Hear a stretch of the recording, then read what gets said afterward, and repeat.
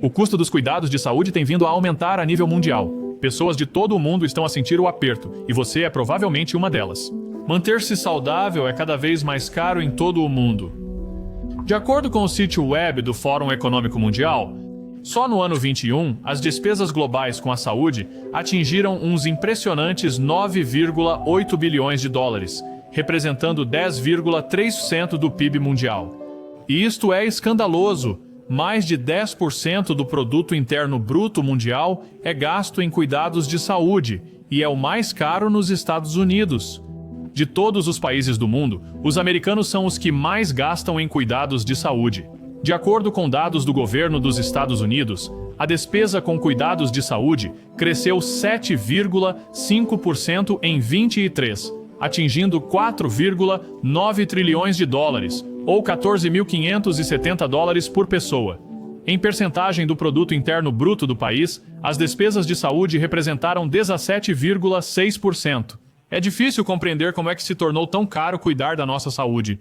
Mas, e se eu vos dissesse que há coisas que podem fazer sem qualquer custo, que podem ter um impacto enorme na sua saúde?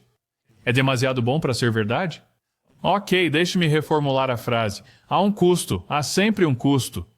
Mas os custos de que estou a falar não são dólares, libras ou euros, mas sim pequenas mudanças na sua vida.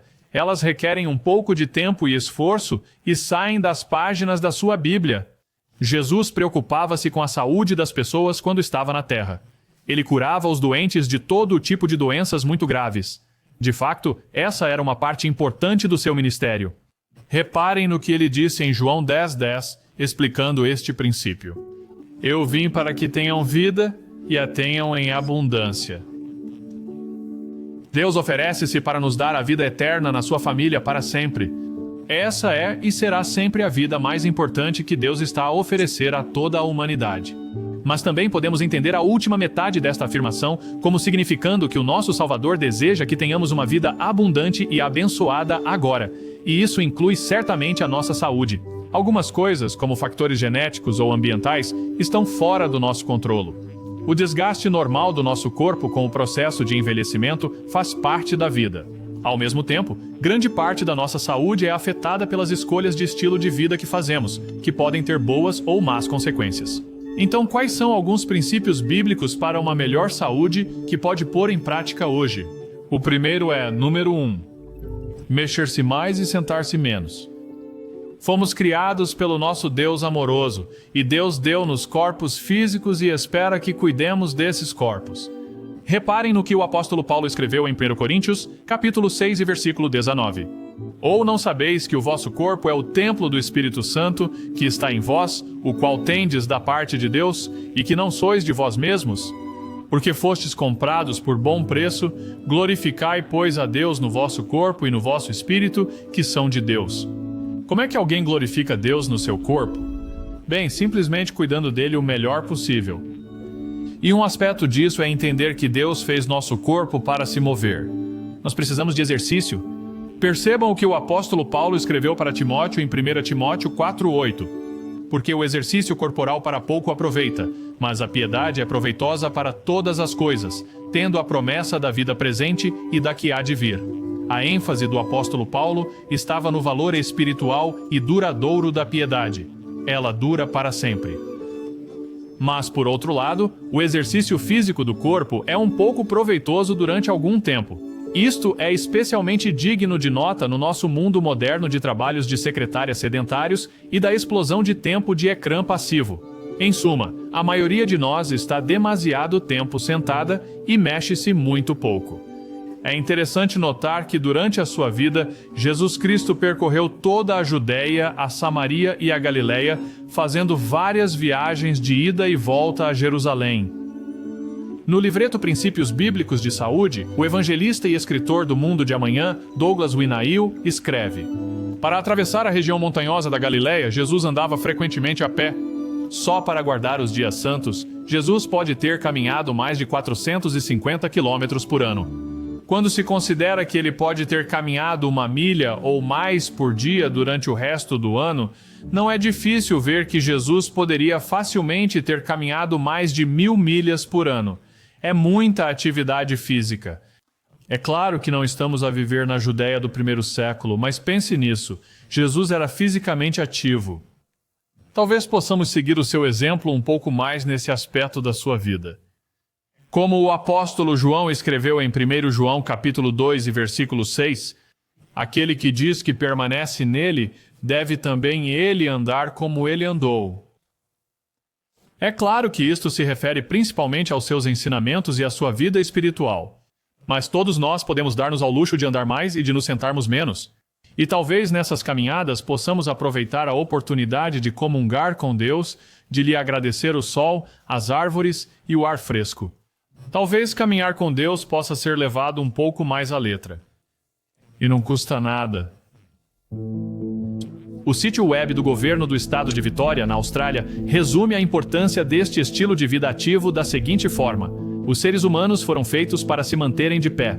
O coração e o sistema cardiovascular funcionam mais eficazmente dessa forma. O intestino também funciona de forma mais eficiente quando se está de pé. A inatividade física contribui anualmente para mais de 3 milhões de mortes evitáveis em todo o mundo. Isto representa 6% de todas as mortes. É a quarta principal causa de morte devido a doenças não transmissíveis.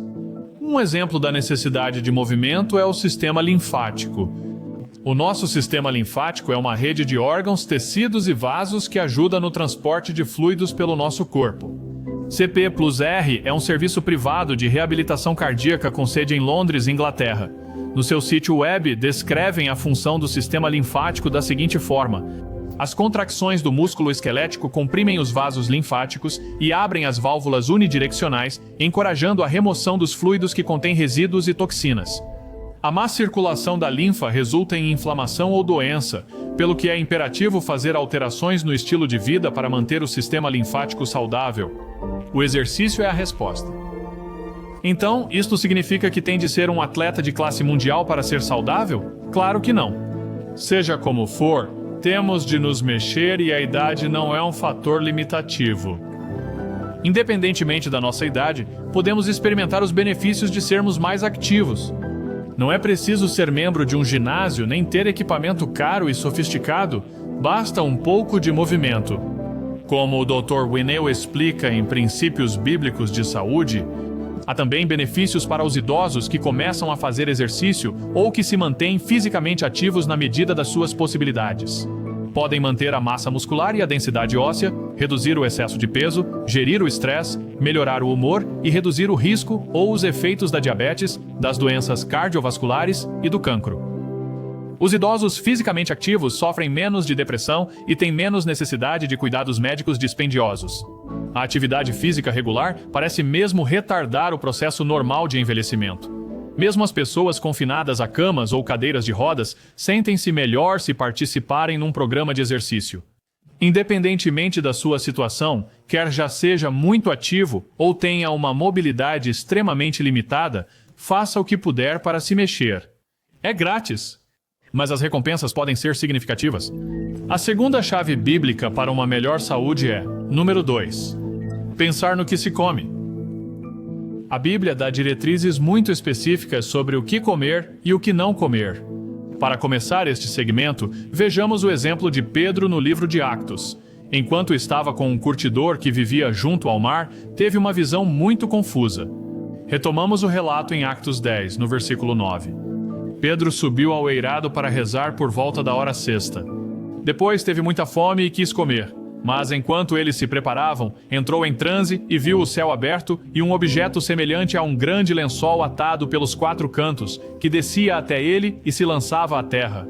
Nele havia toda a espécie de quadrúpedes da terra, animais selvagens, répteis e aves do céu. E ouviu-se uma voz que lhe dizia: "Levanta-te, Pedro, mata e come." Mas Pedro disse: "Assim não, Senhor, porque nunca comi coisa alguma comum ou imunda." Quando Pedro disse imunda, estava a falar de animais que Deus nos ordenou que não comêssemos. Uma lista deles pode ser encontrada em Levítico 11 e Deuteronômio 14. O que é importante notar aqui é que, assim como Deus criou nossos corpos para se moverem, Ele também criou certas carnes para comermos e outras para não comermos. E como o Dr. Douglas S. Winnew explica no livreto Princípios Bíblicos de Saúde, Muitos dos animais da lista de proibidos estão frequentemente implicados na transmissão de doenças aos seres humanos. Alguns deles são a tularemia, transmitida por coelhos e roedores; o vírus ébola, transmitido por morcegos e macacos; MERS, transmitido por morcegos e camelos; SARS, gripe suína, Covid-19, transmitida por morcegos, porcos, civetas e outras carnes exóticas; triquinose, transmitida por porcos, ursos, morsas, esquilos, ratos, gatos, coelhos, raposas, panteras, leões e cavalos; cólera, febre tifoide, hepatite A, vírus Norwalk, salmonela, intoxicação paralítica por marisco. Todas estas doenças estão frequentemente associadas ao marisco. Certos animais foram criados por Deus para serem os coletores de lixo e a equipa de limpeza do mundo natural. Quando compreendemos que as carnes consideradas impuras por Deus comportam, de fato, sérios riscos para os seres humanos, não faz sentido evitá-las? Voltemos então ao capítulo 10 dos Actos. A Pedro foi dada uma visão para matar e comer todo tipo de animais impuros. Lembra-se da sua resposta? Vamos lê-la de novo, em Actos, capítulo 10 e versículo 13. E ouviu-se uma voz que lhe dizia: Levanta-te, Pedro, mata e come. Mas Pedro disse: Não, Senhor, porque nunca comi coisa alguma comum ou imunda. E a voz tornou a dizer-lhe pela segunda vez: Não chames tu comum ao que Deus purificou. Isto foi feito 3 vezes e o objeto foi novamente levado para o céu. Qual era o significado da visão? O próprio Pedro responde à pergunta um pouco mais adiante no relato.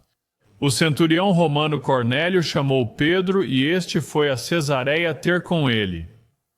É preciso compreender que Cornélio era um gentio. Até então, todos os membros da igreja que Cristo fundou eram judeus circuncidados ou tinham se tornado prosélitos judeus.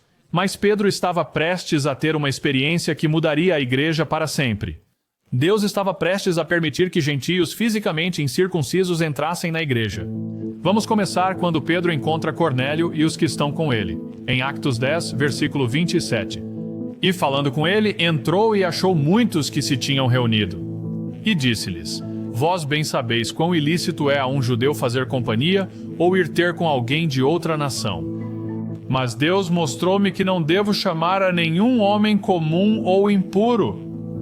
O objetivo da visão era mostrar a Pedro que os não-judeus podiam ser bem-vindos na igreja que Cristo fundou, desde que se arrependessem, aceitassem Jesus como seu Salvador, fossem baptizados e recebessem o Espírito de Deus.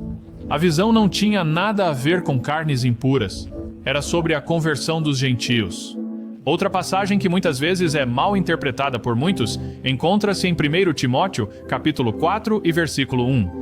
Ora, o Espírito diz expressamente que nos últimos tempos alguns apostatarão da fé, dando ouvidos a espíritos enganadores e a doutrinas de demônios, falando mentiras com hipocrisia, tendo a sua própria consciência cauterizada com ferro em brasa, proibindo o casamento e ordenando a abstinência de alimentos que Deus criou para serem recebidos com ações de graças pelos que creem e conhecem a verdade. Em primeiro lugar, as leis de Deus em Levítico e Deuteronômio nunca seriam chamadas doutrinas de demônios. E também no versículo 3, note que Deus criou alguns alimentos para serem recebidos com ações de graças. Quais alimentos? Bem, aqueles chamados de limpos em Levítico 11 e Deuteronômio 14. Continuando no versículo 4. Porque toda a criatura de Deus é boa e nada deve ser recusado se for recebido com ação de graças, pois é santificada pela palavra de Deus em oração. Alguns interpretarão este versículo como significando que toda e qualquer criatura é boa para comer se for objeto de oração, mesmo que sejam caracóis, ratos ou polvos. Mas é isso que diz o versículo? Não. Ele diz que é santificado pela palavra de Deus. Qual era a palavra de Deus a que Paulo se referia? A palavra de Deus eram as escrituras hebraicas, incluindo as leis dietéticas. Então, o que é que nós vemos? Número 1, mexa-se mais e sente-se menos. Número 2, pensar no que se come. No segmento restante, vamos considerar mais um princípio bíblico fundamental para uma saúde melhor. E esse é o número 3, mantenha-se ligado a Deus através da oração. Quando a minha mulher andava na faculdade, teve uma aula de microbiologia, e o professor, ao falar sobre a explosão de doenças resistentes a antibióticos, fez uma afirmação notável. Ele disse: Em breve chegaremos a um ponto em que teremos de voltar a rezar ao lado da cama dos doentes. Pensem nisso. Ele reconheceu o potencial devido ao uso excessivo de antibióticos, de doenças que se tornaram resistentes a qualquer medicamento, e ele reconheceu o perigo desse tipo de mundo. Estamos a entrar numa época de doenças e epidemias sem precedentes. A Covid foi apenas um tiro na proa. As profecias do fim dos tempos dizem-nos que, no fim dos tempos, antes do regresso de Cristo, haverá grande sofrimento por causa de doenças virulentas. Agora é o momento de começarmos a olhar para o nosso Pai e o nosso Salvador para cuidar da nossa saúde. E notem que Deus providencia a cura através da unção e da oração. Em Tiago, capítulo 5, versículo 13. Está alguém entre vós a sofrer? Deixai-o orar. Está alguém alegre? Que cante salmos. Está alguém entre vós doente? Chame os anciãos da igreja e eles orem sobre ele, ungindo-o com óleo em nome do Senhor. E a oração da fé salvará o doente. E o Senhor o levantará. A oração e a unção pelos ministros de Cristo junto ao leito do doente não é um último recurso, não há outras opções. Para os verdadeiros cristãos, deve ser um modo de vida. Deveria ser a nossa primeira resposta, não uma reflexão tardia. Agora, Deus nem sempre cura imediatamente, mesmo depois de uma oração sentida e sincera. Mas mesmo assim, quando parece que Deus não responde às nossas orações, temos de manter o contato com Deus. Paulo passou por isso. Ele tinha um espinho no lado que orava fervorosamente a Deus para que o tirasse. Observe o relato em 2 Coríntios capítulo 12 e versículo 7. E, para que não me exaltasse pela abundância das revelações, foi-me dado um espinho na carne, a saber, um mensageiro de Satanás para me esbofetear, a fim de que eu não me exaltasse sobremaneira. Por causa disso, roguei 3 vezes ao Senhor que se afastasse de mim. Qual foi a resposta de Deus? Bem, repara no que se segue. E disse-me: a minha graça te basta, porque o meu poder se aperfeiçoa na fraqueza. Deus não curou Paulo, mas lhe deu força e encorajamento para suportar a aflição que ele sofria.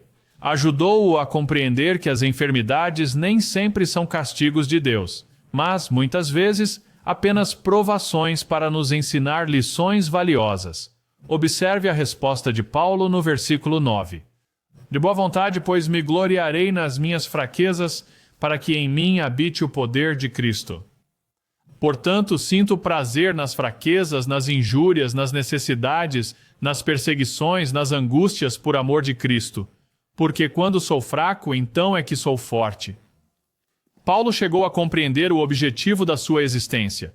Ele passou a entender que Deus o estava treinando para um propósito maior. Ele estava a ensiná-lo a não depender do seu próprio poder, mas a olhar para a força de Deus para o sustentar dia após dia. A oração e a comunicação com o nosso Criador não são apenas um sentimento sentimental pitoresco de uma época passada. É a maneira de nos mantermos fortes e saudáveis no mundo moderno de hoje. Repare neste comentário do Dr. Winnell na página 49 do guia de estudo que estamos a oferecer hoje. Ao estudar 4.500 adultos, a Escola de Saúde Pública de Harvard descobriu que as pessoas lidam melhor com o envelhecimento se tiverem um objetivo nas suas vidas. Descobriram que as pessoas que vivem com um objetivo mantêm mais força muscular, andam mais depressa, têm comportamentos mais saudáveis, dormem melhor, sentem-se melhor e vivem mais tempo do que os indivíduos que têm pouco ou nenhum objetivo na vida. O estudo revelou que as pessoas que mantinham uma perspectiva mental mais positiva e com objetivos obtinham vantagens fisiológicas que contribuíam para uma melhor saúde. Para quem está familiarizado com a Bíblia, isto não é uma surpresa. Há quase 2000 anos, o apóstolo Paulo escreveu em Filipenses, capítulo 4 e versículo 6. Não andeis ansiosos por coisa alguma, mas em tudo, pela oração e súplica, com ação de graças, sejam os vossos pedidos conhecidos diante de Deus. E a paz de Deus, que excede todo o entendimento, guardará os vossos corações e as vossas mentes em Cristo Jesus. Num mundo de cinismo, dúvida e negatividade, precisamos mais do que nunca dessa paz e desse sentido de propósito. Não custa nada passar algum tempo a orar a Deus. E os benefícios para a nossa saúde física, para a nossa cura e até para a nossa perspectiva mental podem ser enormes. No programa de hoje, discutimos vários princípios bíblicos para melhorar a saúde. Número 1, mexa-se mais e sente-se menos. Número 2, pensar no que se come. E número 3, mantenha-se ligado a Deus através da oração. A saúde é importante para todos nós. Quando nos sentimos bem, tudo parece funcionar melhor. Somos capazes de cuidar melhor das nossas tarefas e do nosso trabalho. Desfrutamos mais das nossas interações com os nossos amigos e entes queridos. A vida é simplesmente mais agradável. Mas, pelo contrário, quando não nos sentimos bem, quando nos doem as articulações ou a cabeça, ou quando sofremos de uma doença grave, a vida é muito mais difícil. É frequente darmos por garantida uma boa saúde no início da vida. A força e a vitalidade da juventude podem parecer que vão durar para sempre. E quando damos por isso, os anos já passaram e a devastação do tempo faz o seu trabalho e sofremos os resultados do envelhecimento e todos os problemas de saúde que lhe estão associados. Davi disse-o no Salmo 90, versículo 10. Os dias da nossa vida são 70 anos, e, se em razão da força chegam a 80 anos, o seu orgulho é só trabalho e tristeza. Ensina-nos, pois, a contar os nossos dias, para que tenhamos um coração sábio. Davi pede a Deus que nos ensine a contar os nossos dias, para ganharmos um coração de sabedoria. E, na verdade, à medida que vivemos, devemos procurar sabedoria para compreender o sentido da vida, porque estamos aqui e o que devemos fazer para lhe obedecer e agradar. Pense nisso. Temos na ponta dos dedos acesso aos melhores conselhos do universo sobre como ser saudável e feliz. E não custa nada, exceto um pouco do nosso tempo e concentração. Mas vale a pena. Obrigado por assistir. Se achou este vídeo útil, veja mais do nosso conteúdo ou clique em subscrever para se manter ligado. E se quiser um guia de estudo gratuito relacionado com este tópico, basta clicar no link na descrição. Até a próxima!